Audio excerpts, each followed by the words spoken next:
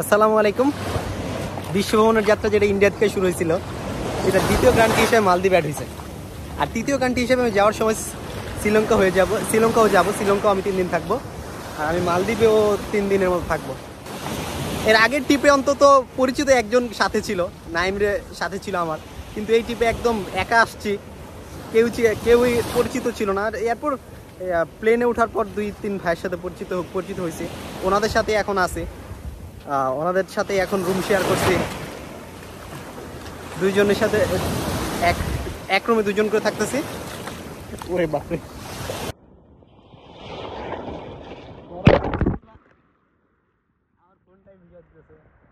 অসুবিধা নাই।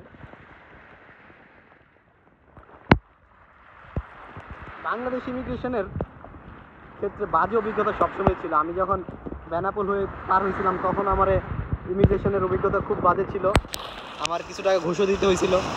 আর এবারও সেম, যখন আমি মালদ্বীপে আসতেছিলাম আমার এত প্রশ্ন করছে কেন যাইবা, কই থাকবা, এয়ার টিকিট আছে কি না, সাথে কে যাবে, তুমি সেকেন্ডারি ইন্সপেকশনে যাও, ওইখান থেকে অনুমতি নিয়ে আসো।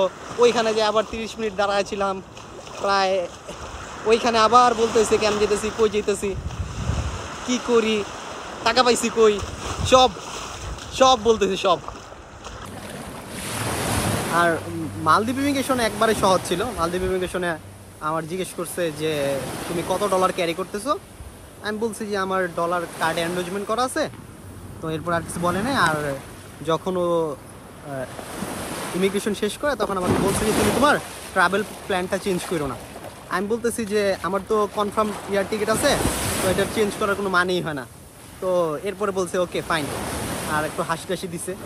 আর বাংলাদেশ ইমিগ্রেশনে তো হাসি দূরের কথা, ওরা মনে হয় জীবনে কোনো দিন হাসছে কিনা এও সন্দেহ আছে। আমি একটু আগেই মালদ্বীপ নামছি, আমি প্রায় সকাল 8:30-9টার মধ্যে ইমিগ্রেশন শেষ করে ফেলছিলাম। তারপর আমার যে হোটেল বুকিং হয়েছিল আমাদের, সেই হোটেলের আইসা মালদ্বীপের ইমিগ্রেশনের সামনে এসে হেল্প ডেস্ক আছে, ওইখানে এসে ফোন করছি, হোটেল বুকিং দিয়ে করছিলাম ওকে। তো ও ওইখান থেকে আমাকে বলতেছে যে তুমি 20 মিনিট ওয়েট করো, তোমার আমি গাড়ি নিয়ে আসতেছি। তারপর আমরা ওইখানে ওয়েট করতেছিলাম 20 মিনিটের মতো। তো ওরা গেছে, গাড়ি নিয়ে গেছে। তারপর ওইখান থেকে আসার পর আমার কাছে মনে হচ্ছে যে একটু ঘুরিয়ে গেছে, আমার আর সহ্য হইতেছিল না, তো বের হয়ে গেছি। আমি এয়ারপোর্ট থেকে নেমে সরাসরি হোটেলে না যেয়ে বিচে চলে গেছিলাম। বিচ থেকে ঘুরে এসে হোটেলে আসলাম। হোটেলে মোটামুটি ভালো লাগছিল, মোটামুটি ভালোই ছিল। এখানে আমি আর এক কুমিল্লার ভাই ছিলাম, দুজনে মিলেছিলাম। আমাদের দুজনের জন্য $75 মতো পড়ছে, মানে এটার ভাড়া আর কি, $75। এই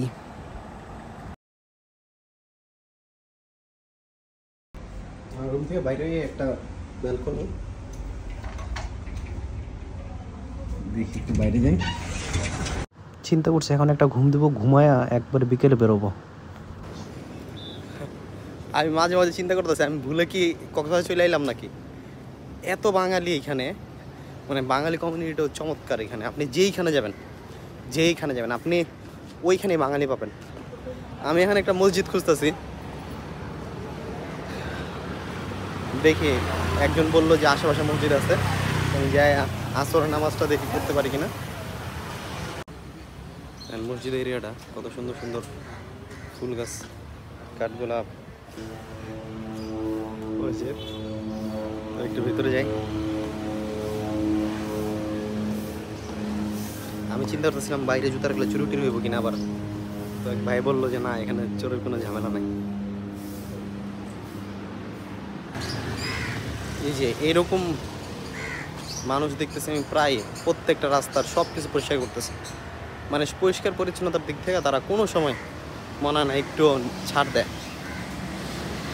আর আমি যখন বাংলাদেশ থেকে আসি তখন আমার এক ভাই বলে দিছিল যে রাতুল করবা না, এরকম রাস্তার পাশে ফোন নিয়ে সেলফি তুলবা না, কারণ এই স্কুটারগুলো নাকি ফোন নিয়ে একদম দৌড় দেয়, এদের সাথে দৌড়ে তো পারা যাবে না, কারণ রাস্তাঘাটে কোনো যানজট কিচ্ছু নেই। তো আরেকটা নিয়ে যেতে যেতে দেখবো তুমি চলে গেছে, ওদেরকে তুমি ধরতে পারবা না। তো অ্যাডভাইসটা ভালোই লাগছিল, এই জন্য একটু সাবধান হয়ে গেছি। সবাই স্কুটি চালায়, ছেলে মেয়ে সব। আমার কাছে মনে হচ্ছে বাংলাদেশি মানুষরা বুঝি আরও শৌখিন, কারণ হচ্ছে বাংলাদেশে আমি কোনো সময় এত স্কুটার দেখিনি। বাংলাদেশিরা সবসময় R15 চালায়।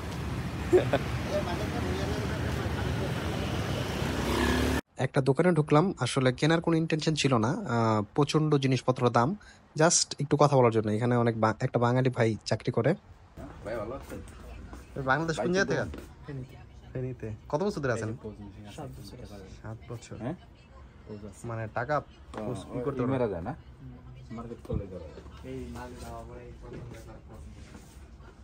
ভাই ভাই আমার কাছে কি মনে জানেন, আমি ভুলে মনে কক্সবাজার আয় পড়ছি, এত বাংলাদেশি এখানে সবাই বাংলাদেশি, এখানে সব বাংলাদেশি। মানে শুধুমাত্র এই হুলুমালেতে নাকি অন্যদিকে বাংলাদেশ আছে? সব দেশে, এই দেশে তো আইল্যান্ডে সব জায়গাতে আছে, সব বাংলাদেশি আছে। এটা কি ম্যাক্সিমাম বৈধ না অবৈধ আছে? বৈধ, বর্তমানে অনেক বৈধ আছে, বর্তমানে অবৈধ খুব কম। ও আচ্ছা আচ্ছা। বাংলাদেশি 150 টাকা জুতা এনে কত দেও তো? দামটা কত? 965, 265, 265 মানে 265 বাংলার কত আসে? 900। এটা কত লাগছে না? 2120। কোনটা কোনটা দেই দেশে? এই যে এটা, এটা কোয়ালিটি লেস বাংলা। ভাই বাংলাদেশি ভাই, এটা বাংলাদেশের দাম কত কোন দিক? এটা বাংলাদেশের দাম হইব কত? 1400, প্রায় 1500 টাকা। 1500 টাকা হইব?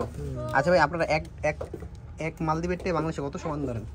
1 টাকা, 1 টাকা 7 টাকা, 7 টাকা ধরেন? 8 টাকা করে ধরছে। ও ধরে এক সময় এক রেট থেকে 8 টাকা থাকে। ভাই আপনি বাংলাদেশে কোন জায়গা থেকে? বাংলাদেশ দেবিদ্বার, কুমিল্লা দেবিদ্বার। কুমিল্লা দেবিদ্বার। ও আচ্ছা, কুমিল্লার। ভাই এখানে কি প্রচুর বাঙালি আছে? আমি জানা যায় এখানে বাঙালি পাই। এখানে মানে মালদ্বীপের লোকের চেয়ে বাঙালি বেশি। ও, আপনারা কি ওয়ার্ক পারমিট নিয়ে আসছেন নাকি? না, আমি দোকানের নামে আসছি। ওয়ার্ক পারমিট নিয়ে না? অবৈধ আছে তাহলে না? অবৈধ আছে, মালিকানা আছে, অবৈধ আছে, লোক অভাব নেই। ও আচ্ছা আচ্ছা।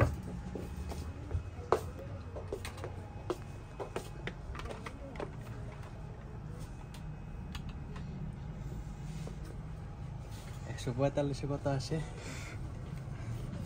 60 টাকা করে হিসাব করো। আচ্ছা, 145, 1015 টাকা। এই সেম সানগ্লাস দুবাই কত করে দেখছি জানেন? কত? 5 দিরহাম করে দেখছি। এই যে এরকম অনেক বুথ আছে, এখান থেকে আপনি টাকা তুলতে পারেন। আসলে আপনারা ডলার এনগেজমেন্ট করে নিয়ে গেলে এখান থেকে আপনারা টাকা খুব সহজে তুলতে পারবেন। কিন্তু মনে রাখবেন, মালদ্বীপে ডলারের রেট অনেক ভালো, আপনি বাংলাদেশ থেকে লিকুইড ডলার ক্যারি করাই ভালো। আর এখানে যদি আপনি টাকা তুলতে যান, প্রতি ট্রানজেকশনে আপনাকে 300 টাকা করে কনভার্সন ফি দিতে হবে। ব্যাংকের পাশে একটা সুপার শপ আছে, এখন ভিতরে ঢুকবো, দেখি কি অবস্থা। বাংলাদেশি? ভাই বাংলাদেশ কোন জায়গায়? ভাই ভাই বাংলাদেশ কুমিল্লা। এখানে কি আসছেন? এখানে কাজ করেন আপনি? না না, আমি কাজ করি ওই জায়গায় উপরে। আচ্ছা ঠিক আছে, ধন্যবাদ ভাই। এই কাঁচা বাজারটা হচ্ছে সুপার শপের বাইরে। তো এখানে সবকিছুর অনেক দাম, কারণ হচ্ছে ওরা একদম কাঁচামরিচ থেকে ধরে যত ফল আছে একবারে সবকিছু ওরা কোনো না কোনো দেশ থেকে আনে। তো এখানে কোনো কিছুই হয় না, এই জন্য এগুলোর দাম অনেক বেশি। এটা আমার মালদ্বীপের প্রথম বিকেল ছিল। আমি চিন্তা করতেছিলাম যে বিকেলে বিচে যাই একটু ঘুরি। আসলে মালদ্বীপের বিচগুলো অনেক নীরব হয়, এটা ভাল লাগে। আসলে আরেকটা জিনিস ভালো লাগছে যে আমাদের শিক্ষা জীবনটা যেমন স্কুলে শুরু হয়, আর এখানে মালদ্বীপের ছেলেমেয়েদের শিক্ষা জীবনটা শুরু হয় সমুদ্রে সাঁতার কাটার মাধ্যমে।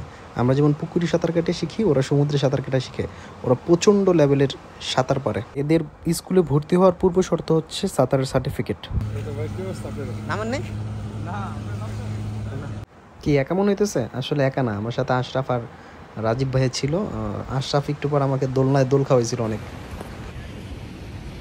আর দিও না থেমা যাক দিও না আর।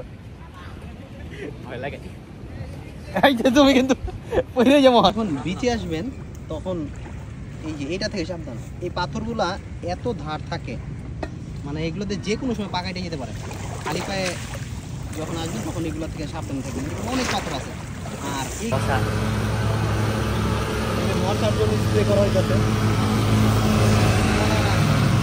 এমনিতে মালদ্বীপে কোনো মশা পাইছি তুমি? আমার তো আমি পাইছি, কামড় ছিল। বাংলাদেশের থেকে তো কম, ছোট ছোট মশা।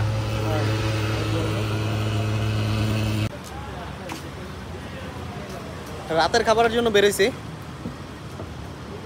খাবার তো এখানে বাঙালি হোটেল আছে, অনেক হোটেল আছে এখানে আশেপাশে, বাঙালি হোটেল অভাব নাই। খাবারের স্বাদও অনেক ভালোই। তো দুপুরের খাবারের দাম পড়ছিল প্রায় 350 টাকার মতো। তো রাতের খাবারটা একটু নিনজা টেকনিক করার চেষ্টা করতেছি, এটা যেন আরও কমায় নিতে পারি।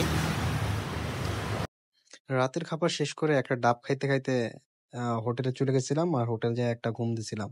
এক ঘুমে একদম সকাল, পরের দিন সকাল।